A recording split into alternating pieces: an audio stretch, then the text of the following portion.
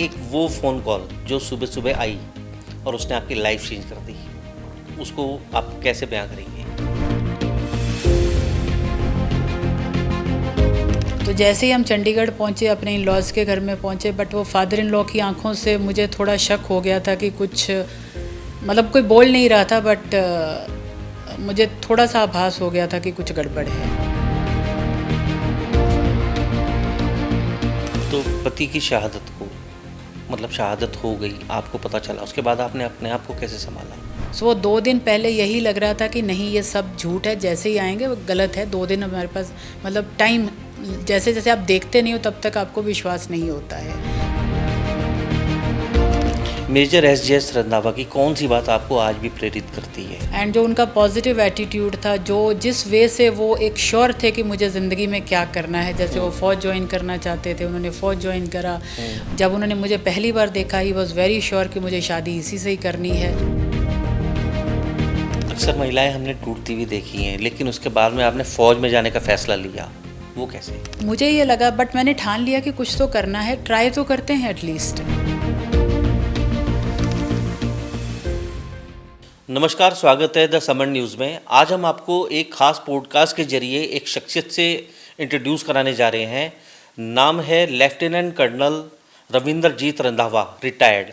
हमारे साथ मौजूद है। मैम, पहले तो बहुत बहुत स्वागत है आपका समन थैंक यू न्यूज़ सो में। Much, thank you so much. मेरा सबसे पहला सवाल आपसे ये है कि एक वो फ़ोन कॉल जो सुबह सुबह आई और उसने आपकी लाइफ चेंज कर दी, उसको आप कैसे बयां करेंगे? ये 17 जून का टाइम था। मैं अपनी सिस्टर के घर में रह रही थी अपनी बेटी के साथ। तो सुबह सुबह जनरली सुखविंदर का कॉल आता था, तो वो खाना बना रही थी। एंड उन दिनों में एक टीवी पे बहुत मशहूर सीरियल आता था, शांति। तो हम सब देख रहे थे सुबह, एंड जैसे ही बेल बजी उसने बोला, रोमी तेरा कॉल होगा, तू उठा ले। सो जैसे ही मैंने वो कॉल उठाया, आगे से किसी मेल वॉइस थी। वो कहते, घर में कोई बड़ा है क्या? और घर में सिर्फ मैं, मेरी सिस्टर, उसकी 2 बेटियां और मेरी एक बेटी, क्योंकि उसके हस्बैंड भी मर्चेंट नेवी में थे, वो बाहर थे। तो हम ही लोग थे, सारी लेडीज़। तो मैंने कहा, बड़े है तो मेरी बहन ही है। तो जब उन्होंने उनसे बात करी, तो शायद उन्होंने कुछ बताया होगा, तो उसके हाव भाव चेंज हो गए थे उस समय। एंड फिर बाद में उन्होंने ये बताया कि गोली लगी है, बट साहब ठीक हैं। सो हम उन्हें चंडी मंदिर शिफ्ट करेंगे, तो आप अब चंडीगढ़, क्योंकि चंडीगढ़ मेरे इन लॉज थे, तो चंडीगढ़ पहुंच जाइए। तो तब तक उन्होंने बताया नहीं था, इतना ही पता था। बट शायद मेरी सिस्टर को अंदर से डर था, उसने मुझे नहीं बताया, या उसको पता होगा, मुझे नहीं पता। बट मुझे इतना ही बोला गया कि वो गोली लगी है, एंड वहाँ पहुँचिए। तो जैसे ही हम चंडीगढ़ पहुँचे, अपने इन लॉज के घर में पहुँचे, बट वो फादर इन लॉ की आंखों से मुझे थोड़ा शक हो गया था कि कुछ मतलब कोई बोल नहीं रहा था, बट मुझे थोड़ा सा आभास हो गया था कि कुछ गड़बड़ है। सो फिर शाम आते आते ये न्यूज़ कंफर्म हुई कि नहीं, वो शहीद हो गए हैं। तो पति की शहादत को मतलब शहादत हो गई, आपको पता चला, उसके बाद आपने अपने आप को कैसे संभाला? उस समय तो बहुत मुश्किल है ये कहना कि संभालें, बिकॉज़ उस समय आपके सामने बहुत कुछ होता है। एंड पहली बात तो उन दिनों में ये था कि 17 जून को शहीद हुए थे, एंड बॉडी ही 19 जून को आई थी। सो वो 2 दिन पहले यही लग रहा था कि नहीं, ये सब झूठ है, जैसे ही आएंगे वो गलत है। 2 दिन हमारे पास मतलब टाइम, जैसे जैसे आप देखते नहीं हो तब तक आपको विश्वास नहीं होता है। तो 19 जून को जब बॉडी आई, सारा कुछ हुआ, विश्वास हुआ। कुछ समय तो ऐसा नहीं कहेंगे कि हम अपने आप को संभालते हैं, बिकॉज़ हमें पता ही नहीं होता, वो फ्लो के साथ ही चलता है, जैसे सब चल रहा है, उठ गए, बैठ गए, रिश्तेदार आ गए। सो तब तो ये नहीं कहेंगे कि संभाला या कुछ ऐसा किया, because it is very difficult ये कहना कि संभाला अपने आप को।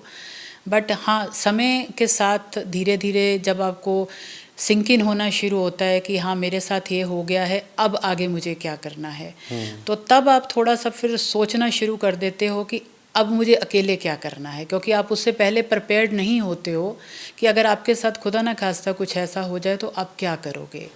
वो जब इंसिडेंट होता है, उसके थोड़ा टाइम के बाद जब थोड़ा लोग जाना शुरू कर देते हैं अपने घर में, आप अकेले पड़े हो, आपके हाथ में 1.5 साल का बच्चा है, तब आपको समझ आता है कि समझने की कोशिश करते हो कि मुझे आगे क्या करना है। जी। सो थोड़ा समय लगा समझने में कि मुझे क्या करना है। मेजर एसजेएस रंधावा की कौन सी बात आपको आज भी प्रेरित करती है? उनका पॉजिटिव एटीट्यूड, मतलब वो हर एक के साथ, बच्चों के साथ बच्चे, बड़ों के साथ बड़े, एंड जो उनका पॉजिटिव एटीट्यूड था, जो जिस वे से वो एक श्योर थे कि मुझे ज़िंदगी में क्या करना है। जैसे वो फ़ौज ज्वाइन करना चाहते थे, उन्होंने फ़ौज ज्वाइन करा। जब उन्होंने मुझे पहली बार देखा, ही वॉज़ वेरी श्योर कि मुझे शादी इसी से ही करनी है। वो एक पॉजिटिव एटीट्यूड, वो जो मेरे अंदर जो बदलाव आज भी आई कैन फील कि हर चीज़ का एक सोल्यूशन ढूंढना, ये नहीं कि बस मेरे साथ ये हो गया तो अब क्या।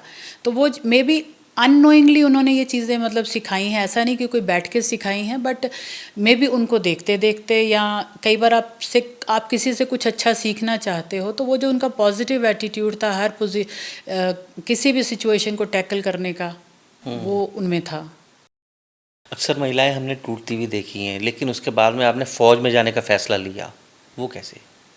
मैं सिविल बैकग्राउंड से हूँ, हमारे घर में कोई फ़ौजी है नहीं है, तो फ़ौज का जो अगर मेरा इंटरेक्शन कहें तो वो पहली बार ही था जब मैं शादी करके गई थी कंटोनमेंट में। मैंने ज़िंदगी में शायद पहली बार ही कंटोनमेंट भी देखा होगा, इतने सारे फ़ौजी, सुबह पीटी, एंड जो डिसिप्लिन्ड लाइफ होती है।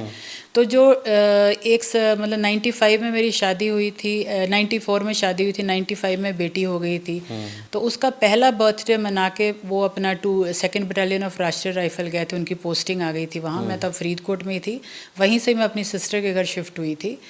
तो जैसे हम लोग आपस में बात करते थे, कोई यूनिफॉर्म का लगाव, जो हम बॉर्डर एरिया वाले लोग हैं तो एक यूनिफॉर्म का लगाव तो हमेशा ही रहता है, देशभक्ति का भी आता है, एंड देशभक्ति के साथ यूनिफॉर्म का लगाव, एंड आप फिर उस एटमॉस्फेयर में 1.5-2 साल आपने बिताए हैं, एंड फिर उनकी इच्छा, क्योंकि वो फ़ौजी के ही बच्चे हैं, तो उनको लगता था कि फ़ौज सबसे बड़े अच्छा इंस्टीट्यूशन है जहाँ पे बच्चों को रेज़ किया जा सकता है, या फैमिलीज़ के लिए, या इवन अपने लिए।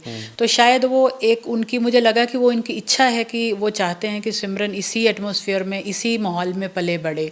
तो वो शायद एक इच्छा मेरे दिमाग में थी कि उस चीज़ को इस तरफ सोचना चाहिए कि कैसे करना चाहिए। लेकिन लोगों ने भी आपको बोला होगा उस समय, कहा होगा कि बहुत मुश्किल है, तो वो फैसला फिर कैसे लिया गया? नहीं, मुश्किल तो था, लोगों ने बोला था बच्चा छोड़ना पड़ेगा, पहली बात तो ट्रेनिंग के लिए, पहली बात तो सबसे बड़ी बात यह था कि मुझे पता भी नहीं था कि फ़ौज में लेडीज़ हैं कि नहीं हैं। तो जब मैंने फादर इन लॉ से बात करी तो उन्होंने बोला कि हाँ लेडीज़ हैं, लेकिन उनके क्राइटेरियाज़ हैं कि वो 25 साल से कम उम्र में हैं और शादी नहीं हुई है, अनमैरिड गर्ल्स हैं, शादी बाद में होती है फ़ौज में आने के बाद। तो ये चीज़ें, मैं उससे आगे थी, मैं मैरिड थी, बच्चा था, मैं 27 साल की थी उस समय। तो मुझे ये लगा, बट मैंने ठान लिया कि कुछ तो करना है, ट्राई तो करते हैं, एटलीस्ट ट्राई तो करना चाहिए। तो जब उन्होंने बोला, तो मैंने उनसे पूछा ट्राई कैसे करूं, तो उन्होंने बोला कि सबसे बेस्ट तो ये है कि हमें आवा को अप्रोच करना चाहिए, एंड चूंकि ये फंडामेंटल चेंजेस हैं, अगर होंगे तो बहुत बढ़िया, नहीं होंगे तो जो एक ही बंदा है जो इसको कर सकता है, वो प्रेसिडेंट आवा, doctor Mrs Ranjana Malik, chief of army staff general Ved Prakash Malik sir की वाइफ, क्योंकि वो प्रेसिडेंट आवा हैं और वही हमारी समस्याओं को देख रही हैं और वही हमारी समस्याओं का समाधान ढूंढने की कोशिश कर सकती हैं। सो मैं उनके पास पहुंच गई दिल्ली में। तो जैसे ही मैं उनसे मिली, उनसे अपॉइंटमेंट लिया, उनसे मिली, तो उनको भी बड़ा अजीब लगा कि ये कैसी ख्वाहिश है, बट उन्होंने कहा मैं कोशिश पक्का करूँगी, कि ऐसा नहीं है कि मैं इसकी कोशिश नहीं करूँगी। हमने एप्लीकेशन दिया, हम वापस आ गए, उन्होंने सर से बात करी, सर ने ये केस डिफेंस मिनिस्ट्री में लेके गए, एंड लकीली आप ये कहिए कि बाय दिसंबर मुझे एसएसबी की कॉल आ गई कि मैं अपना एसएसबी दे सकती हूँ, एंड अगर मैं एसएसबी क्लियर करती हूँ, क्योंकि डॉक्टर रंजना मलिक ने यही बोला था कि हम इसमें आपकी हेल्प कर रहे हैं, लेकिन उसके आगे ट्रेनिंग आपको अपने बलबूते पे करनी है, उसमें आपको कोई छूट या कोई वो नहीं मिलेगा कि आप ये कहें कि आप ट्रेनिंग नहीं करेंगे या ट्रेनिंग में ये चीज़ें नहीं करेंगे। जितना बाकी लोग दौड़ भाग करेंगे या जितना वो करेंगे उतना ही आपको करना पड़ेगा, उसमें आपको कोई छूट नहीं मिलेगी। सो जून में आई लॉस्ट माई हस्बैंड, दिसंबर में मैंने एसएसबी क्लियर कर लिया 97, एंड मार्च 98 में मैंने अकेडमी ज्वाइन कर लिया था, बेटी को अपनी सिस्टर के पास छोड़ के। पहली वीर नारी के रूप में सेना में शामिल होना आपको कैसा लगा? तब तो मैं सिर्फ अपने लिए, कह लीजिए कि रिस्पॉन्सिबिलिटी थी मेरी, एक देश के प्रति, हस्बैंड के प्रति, अपने बच्चे के प्रति एक कर्तव्य था कि मुझे कुछ करना है, मुझे कुछ बैठना तो है नहीं है। तो पहले तो पूरी ट्रेनिंग के टाइम पे तो यही लगा कि हम ट्रेनिंग कर रहे हैं, क्योंकि मुझे अपने लिए कुछ करना है, अपने बच्चे के लिए करना है, उस आगे उसका भविष्य कैसे होगा उसके लिए करना है।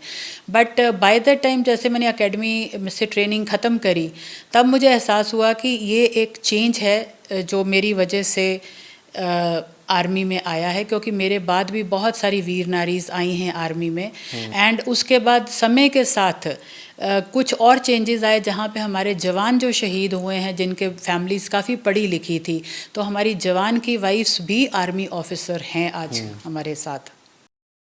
जी। पति का कीर्ति चक्र जब मिला और आपने अपनी वर्दी में उसको लिया, तो वो पल अपने शब्दों में बताइए। मैं मार्च में ज्वाइन कर लिया था एकेडमी, एंड जो हमारा इन्वेस्टर सेरेमनी परेड था वो अप्रैल में होना था। तो अब ये समझ में नहीं आ रहा था कि कैसे जाया जाए, तो ये डिसाइड हुआ कि मैं ओटीए यूनिफॉर्म में, जो हमारा एकेडमी का यूनिफॉर्म है, मैं उसमें जाऊंगी ये लेने के लिए। तो उसका प्रैक्टिस रिहर्सल सारा करा, एंड वहाँ पे जाके मतलब एक ऑनर, एक रिस्पॉन्सिबिलिटी जो थी, जो ऑनर था मेरे, या मैं अपने पति को ये कह लीजिए कि वो समर्पित था कि उनकी वजह से मैं वही यूनिफॉर्म जिसका एक पुल हमेशा रहा था हमें, तो वो पहन के उन्हीं का अवार्ड लेने राष्ट्रपति के सामने खड़ी थी।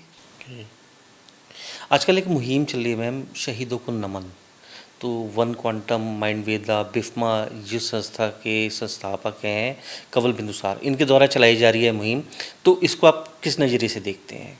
ये जो भी चल रहा है बहुत ही बढ़िया चल रहा है। मेरी बात भी हुई है बिंदुसार सर के साथ, सबसे से बहुत बढ़िया चल रहा है। बट मुझे हमेशा लगता है कि इसे हम सिर्फ कुछ दिनों के लिए ही ना रखें, ये कंटिन्यूस प्रोसेस होना चाहिए, और पूरा साल, पूरा मतलब हर दिन चलना चाहिए ये चीज़, हर दिन लोगों तक ये बातें पहुंचनी चाहिए देश के बारे में, जिन्होंने देश के लिए कुछ किया है उन सब के बारे में, वो फ़ौज में हो या फ़ौज से बाहर हो, जिन्होंने भी जो भी अपना बिट किया है देश के लिए, वो कहानियाँ लोगों तक पहुंचनी चाहिए। एक चीज़ और है मैम, जैसे शहीदों को याद करना ही काफ़ी है, या इनकी यादों को, मतलब जो लोग याद करते हैं उनकी सोच को आगे बढ़ाने की ज़रूरत है? बिल्कुल ज़रूरत है। उनकी फैमिलीज़ के साथ बात करोगे, एंड आई थिंक आपने काफ़ी लोगों से बात करी है, एंड उनकी फैमिलीज़ का बहुत ही पॉजिटिव एटीट्यूड है, जिस वे से उन्होंने इस ग्रेसफुली इस लॉस को उन्होंने एक्सेप्ट किया, उनकी फैमिलीज़ ने, वो बहुत बढ़िया बात है। वो आई थिंक हमें फ़ौज ही सिखा सकती है इस चीज़ को। जी। आजकल जैन जी का ज़माना चल रहा है मैम, तो इसको हम जैन जी को कैसे इस शहीदों की कहानियों से जोड़ें? मेरे ख्याल में मैं बहुत लोगों से मिली हूँ। इनफैक्ट मेरा पुराना कॉलेज यहीं चंडीगढ़ में ही है, जीसीजी सेक्टर 11, वहाँ मैं गई हूँ, 1-2 बार गई हूँ, एंड मैं जेनजीज़ के साथ इंटरेक्ट किया है। शोलिनी यूनिवर्सिटी में भी गई थी, एंड बहुत ही अपकमिंग बच्चे हैं ये। एंड अगर हम जेनजीज़ की बात करें, अगर अभी हम अपना एनडीए में हमारी लेडी ऑफिसर्स आई हैं, एनडीए ज्वाइन करा है, वो भी जेनजीज़ ही हैं। जो अग्निवीर हैं वो भी जेनजीज़ ही हैं। उनमें ऑलरेडी जज्बा बहुत कूट कूट के भरा हुआ है, जितना मैंने उन लोगों को नोटिस किया है और जितनी उनसे बात हुई है। जी। तो जैन जी के लिए असली देशभक्ति का फिर महत्व क्या है?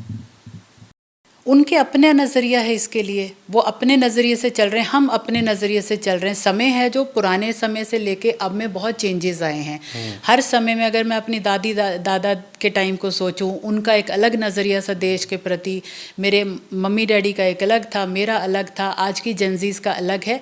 लेकिन सभी मुझे लगता है कि देश के लिए ही चल रहे हैं, अपने अपने नज़रिए और अपनी अपनी सुविधाओं के साथ। जी मैम, आपने सेना के बाद में भी, जैसे कहते हैं ना, बाइक मैराथन या अलग अलग एडवेंचर, इन सबको मतलब आपने किया, तो इतनी ऊर्जा, इतनी एनर्जी कैसे आई? ये इसके लिए तो मैं अपने पेरेंट्स को थैंक्स बोलूँगी, क्योंकि मैं एक एथलीट फैमिली से आती हूँ। जी। मेरे फादर एथलीट थे, मेरे ब्रदर एथलीट थे। मेरे ब्रदर इनफैक्ट जब सैनिक स्कूल कपूरथला में पढ़ते थे तो वो काफ़ी अच्छे रनर थे, जहाँ उन्हें मिल्खा सिंह के साथ भी कंपेयर किया गया है। मेरी सिस्टर, तो हम एक एथलीट फैमिली से आते हैं, तो वो शुरू से ही ये चीज़ तो हमारे अंदर थी। अच्छा। कि कुछ ना कुछ करते रहना चाहिए। बट फ़ौज में आके इस चीज़ को और मैं कहूँगी कि बढ़ावा, क्योंकि वो डोर्स खुले मेरे लिए, जिन चीज़ों का मुझे पता ही नहीं था। क्योंकि माउंटेन्स पहली बार देखे हैं तो स्कीइंग करी अपनी बेटी के साथ, अगर हम समंदर देखा है तो स्कूबा डाइविंग करी है, जब लेह में पोस्टिंग थे तो फिर रिवर राफ्टिंग का कोर्स करा, और बाइक का शौक़ तो मुझे शुरू से ही था, तो बाइक साइकिलिंग तो शुरू से ही करते आ रहे हैं। तो लद्दाख में आपने मैराथन भी करा है, तो वो अनुभव कैसा रहा? और कहीं आपकी बेटी भी साथ में थी उस वक्त? हाँ, मैंने 2 मैराथन करी है। मैंने तो आई थिंक 21 किलोमीटर करी है। मेरी बेटी ने पहली 21 एंड दूसरी 40 करी थी। Okay. इनफैक्ट जिस दिन हमारा ये लास्ट मैराथन था उसी दिन मुझे लद्दाख छोड़ना भी था। तो 2-2:30 बजे तक हम पूरा करके अपना जिप्सी में सामान लोड करके, क्योंकि मेरी पोस्टिंग हो चुकी थी, उसी टाइम ही हमने लद्दाख को छोड़ा था। मतलब इतना मैराथन दौड़ने के बाद भी we were travelling after that. तो वो बहुत ही बड़ा एक्सपीरियंस था। बिकॉज अगर मैं ये कहूँ कि अगर कोई मतलब लद्दाख में 2 साल रही हूँ, अगर कोई नीचे आप घूमने जाते हो कहीं भी, तो आप ज़्यादा से ज़्यादा ये सोच सकते हो कि एक जगह पे हम हफ्ता घूमेंगे, 10 दिन घूमेंगे। लेकिन हम फौजियों के पास 2 साल होते हैं, 2.5 साल होते हैं, 3 साल होते हैं उस जगह को एक्सप्लोर करने को, उस जगह को देखने को, उस जगह में रहने को, उस जगह के लोगों के साथ मिलने को, वहाँ का खान पीन सब कुछ जो होता है वो समझने के लिए। तो उस वे में मैं बहुत लक्की समझती हूँ अपने आप को कि हम सिर्फ 10-15 दिन के मोहताज नहीं रहते उस एरिया को घूमने के लिए। तो जब हम घूमते तो फिर हम चप्पा चप्पा देखते हैं उस एरिया जी। का। बात करते हैं मैम आज की महिलाओं की, कि जेन जी का जैसे ज़माना ही है, जेन जी ही हैं सारे, तो महिलाओं सशक्तिकरण की बात भी चलती है। आप उन महिलाओं को क्या कुछ मैसेज देंगे जो महिलाएं सेना में आना भी चाहती हैं और कहीं ना कहीं फिर पीछे बैक भी हो जाती हैं? शायद कुछ केस ऐसे होते हैं कि मतलब 100 में से कह दीजिए 30% महिलाएं वापस अपना निर्णय लेते हैं कि नहीं, फ़ौज में जाना ही नहीं है। आप उनको क्या मैसेज देना चाहेंगे? मैं तो ये बोलूँगी कि सबसे बेस्ट ऑर्गेनाइजेशन अगर मतलब मैंने अभी तक देखी है वो है फ़ौज। बिकॉज इसमें डिसिप्लिन भी है। आपको एक आपका नज़रिया चेंज कर देती है सोचने समझने का और जीने का। एंड जगह जगह जब हम घूमते हैं उससे, और जगह जगह वाले लोगों को मिलते हैं। मीन्स अगर मैं सिर्फ पंजाब में रहती तो मैं सोच भी नहीं सकती थी कि मैं साउथ में जाऊंगी ट्रेनिंग करने, या मैं गुजरात जाऊंगी, या मैं ईस्ट एरिया देखूंगी, या मैं नदन साइड देखूंगी। मैं सोच भी नहीं सकती थी कि मैं अपने उस शेल से बाहर निकल के, ज़्यादा से ज़्यादा अगर हम पंजाबी हैं तो सोच सकते चंडीगढ़ दिल्ली, एंड आगे जाके कुछ और सोच सकते कि थोड़ा घूम के आगे 10-15 दिन के लिए। लेकिन फ़ौज आपका एक जीने का नज़रिया, एक रहने का नज़रिया चेंज कर देती है। एंड महिलाओं को मैं यही कहूँगी कि अपने अंदर विश्वास रखो। अगर आपके अंदर विश्वास है तो आप सब पा सकते हैं। और अगर किसी को भी कोई प्रॉब्लम है तो वो हेल्प मांगने से ना झिझकाए। अगर आप हेल्प मांगते हो, कोई ना कोई हाथ आपकी तरफ ज़रूर बढ़ेगा आपकी मदद के लिए। एंड फ़ौज is the best organisation I can say. फौज इज़ द बेस्ट ऑर्गेनाइजेशन। एक चीज़, जैसे आप सेना के टाइम की बात करते हैं, आप जब सेना में थे उस समय का कोई एक ऐसा पल जो आपको लगा हो कि ये मतलब आज भी यादगार हो आपके लिए, कि हाँ वो पल मेरे लिए बहुत इम्पोर्टेंट था? मेरे लिए अब मतलब मैंने हर पल को, हर जगह को, हर स्टेशन जहाँ हम रहे हैं, हमने हर पल को जिया है। मीन्स आप यकीन नहीं मानेंगे, अगर हम इलाहाबाद में थे तो रात को 10 बजे 12 बजे सोचते थे चलो संगम में वोटिंग करके आते हैं। ओके। सो ऐसा मतलब मेरे लिए हर पल यादगार है, उसका हर जगह का हर पल यादगार है। सो मैं यही कह सकती हूँ कि कभी उस वक्त आपको मेजर एस रंधावा की कभी याद आई हो, या आपने सोचा हो कि वो मेरे साथ होते तो आज कुछ ऐसा करते? अगर मैं ये कहूँ, अगर मैं उनके मतलब वो मेरे साथ होते तो मैं एज अ वाइफ होती। और याद की बात मैं तब कहूँगी कि जब आप किसी को भूलते हो, कि अगर हम कुछ भी कर रहे हैं, अगर आज भी मैं बैठी हूँ तो वो एज अ गाइडिंग लाइट मेरे साथ हैं हमेशा। मतलब उन्हें कभी था तो कहा ही नहीं है, तो वो हमेशा साथ ही हैं। हमेशा साथ ही हमेशा हैं। साथ ही हैं। खैर फिर भी मैं पूछना चाहूँगा, अगर वो आज भी साथ हैं तो आप क्या कहना चाहेंगे उनसे? आई होप वो मेरे से प्राउड फील कर रहे हों कि मैंने अगर 24.5 साल फ़ौज में बताए हैं एंड 29 साल उनके बिना बताए हैं, तो मैंने वो मेरे ऊपर प्राउड फील कर रहे हों। जी। आज आपकी बेटी बड़ी हो चुकी है, क्या आपको लगता है कि आपका फैसला उनके जीवन को बहुत मतलब प्रभावित कर गया? तब नहीं सोचा था, तब तो मैं सिर्फ सोच रही थी कि वो मेरी रिस्पॉन्सिबिलिटी है, मुझे उसको एक अच्छी ज़िंदगी देनी है और उसको वैसी ही ज़िंदगी देनी है जैसे सपने उसके फादर ने सोचे थे। आई होप वो इस चीज़ को मानती होगी, एंड आई थिंक मानती है कि जो मेरी मॉम ने किया है वो ठीक किया है। ज़रूरी नहीं कि हम जो करें वो सही करें, लेकिन कोशिश कर सकते हैं। 15 अगस्त का समय आने वाला है, तो जैन जी के लोगों को क्या कुछ मैसेज देंगे आप? जस्ट अपने बिलीव करो एंड अपने देश को प्यार करो, एंड उसके लिए कुछ भी कर सकते हो वो हम सबको करना चाहिए। नॉट इवन जेंजीज, जो हम लोग हैं, हमारे से भी थोड़े पीछे हैं, जेनजीज हैं जो आने वाले हैं। मतलब India is the best country अगर हम इसको ओवरऑल देखें। सेकुलर है, यहाँ सभी धर्मों के लोग रहते हैं, सभी, ऐसा कहीं भी नहीं है कि यहाँ आपको इतने प्रकार के लोग रहते हुए नज़र आएँ या इतने डिफरेंट सोच के लोग रहते नज़र आएँ। तो एंड आई थिंक जेनजीज बहुत प्यार करते हैं, ऐसी कोई बड़ी बात नहीं है। जी मैम, मतलब सवाल थोड़ा सा एक और है कि पति को आपने देश के लिए खो दिया, आपने खुद भी देश की सेवा करी, देशभक्ति करते हुए आपने सेवा भी करी, तो आज़ादी आपके लिए क्या मायने रखती है? आज़ादी ही सब कुछ है। अगर आज़ादी ना हो, जैसे पुराने टाइम में अगर हम देखें, जब हम आज़ाद नहीं थे तो हम सांस लेने के लिए भी सोचते थे कि हमें क्या करना है, कैसे करना है। अब ये हमारा देश है, हम इसमें आज़ादी से सांस ले पा रहे हैं, जो भी चाहे कर सकते हैं, अच्छा बुरा जो भी है, ये हमारा देश है। और आज़ादी मतलब सबसे बेस्ट चीज़ है जो हमें मिली है। उसके लिए संघर्ष किया है हमारे पूर्वजों ने, हमारे बड़े पुरानी जनरेशन्स ने, तभी हम इस जगह पर पहुँचे हैं और आगे भी संघर्ष कर रहे हैं। अगर हम बॉर्डर पे देखें तो आगे भी संघर्ष कर रहे हैं। तो उस तिरंगे के लिए हमें हमेशा खड़े रहना चाहिए, एकजुट। उस तिरंगे के लिए एकजुट खड़े रहना चाहिए। आखिर में आप क्या कुछ संदेश देंगे देशवासियों के लिए 15 अगस्त को लेके? बस मैं यही कह रही हूँ कि उस तिरंगे के लिए, इस भारत के लिए हम सबको एकजुट खड़े रहना चाहिए। कभी भी कुछ बाहर से कुछ ऐसा होता है तो एटलीस्ट हमें एकता के साथ खड़े रहेंगे, तभी हम उस चीज़ को उसका मुकाबला कर पाएंगे। शुक्रिया खास बातचीत के लिए। तो हमने आपको रविंदरजीत रंधावा जी से उनकी ज़िंदगी के पूरे जितने शुरू से आखिर तक के पहलू थे सबसे आपको वाकिफ़ कराया, और बहुत बहुत शुक्रिया मैम, आपने हमसे अपने सारे विचार साझा करे। थैंक यू सो धन्यवाद। मच। Thank you.